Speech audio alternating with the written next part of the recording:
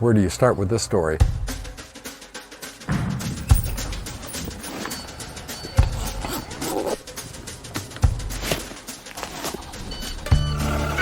It started actually as a school bus driver in 1981. I was 18 years old, which theoretically you could get your license at age to drive a school bus. But I was always fascinated with the school bus. So as soon as I could get behind the wheel, I got behind the wheel, okay, and started driving one. I like riding one, so I wanted to drive one. But I wanted to be very successful financially in life too. So just driving the bus wasn't enough for me. Okay, I could own some of these, okay, and maybe make this work. My name is Tim Krise. I'm the president of Krise Transportation Incorporated, and our company's based out of Punxsutawney, Pennsylvania.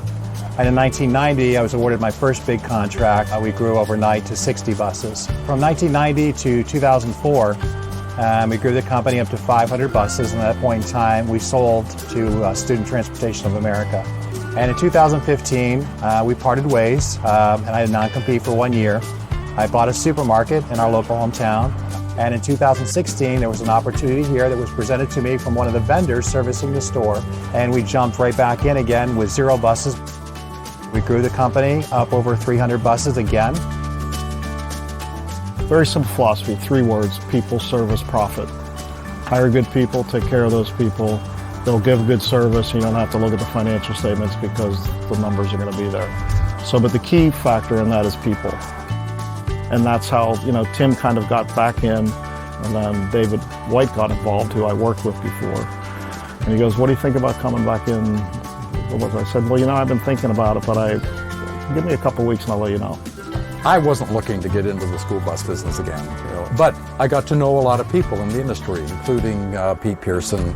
And he called me and said, "I've been talking with Tim Krise. I think he would be interested in doing a deal because he's growing really fast and he needs access to capital." Pardon the pun, access.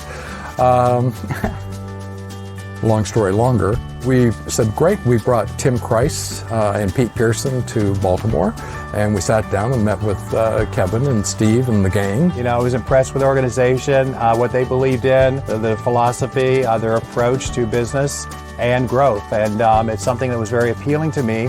I could still stay involved, okay, still help them grow this company, still keep the name out there, if you will, and still at the same time had strong backing, not only as far as their support structure, but also financially. If you look at Krise Transportation, one of the things that's attractive about what Tim Krise does is his focus is very much on how do I partnership with that school district. We've got to do something to make it a lot more interesting and make those jobs something that would challenge people who want to be in those positions, because it's a mission-driven business. You're providing children access to education and able to get to school, and in some cases even to the point where they get their first meal that day by going to school.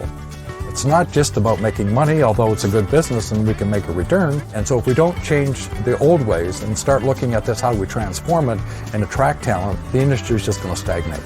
And I think that's where Access really kind of challenged, how do you transform an old industry?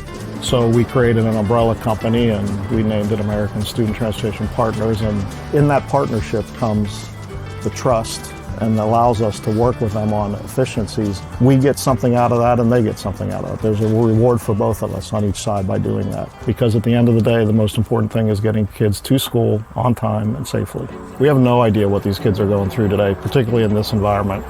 And they need to smile and say good morning and smile and say good afternoon, as hard as that can be when they're fighting each other coming up the stairwell. Because that may be the only smile and the only good morning or good afternoon they get.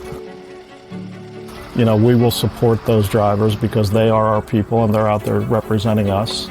So we need them more than ever, and we need them to do a good job because we're trying to build a culture as well that people want to work for you. Right around 49. Don't treat them like a number.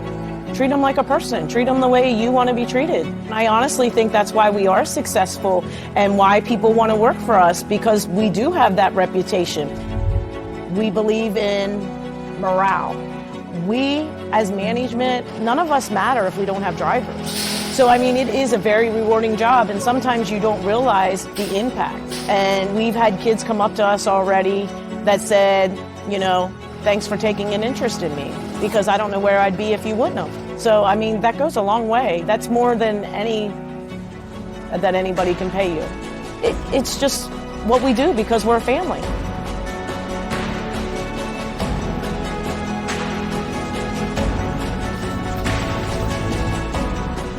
School busing can be very rewarding. You get attached to those kids you transport. They look at you first time in the morning.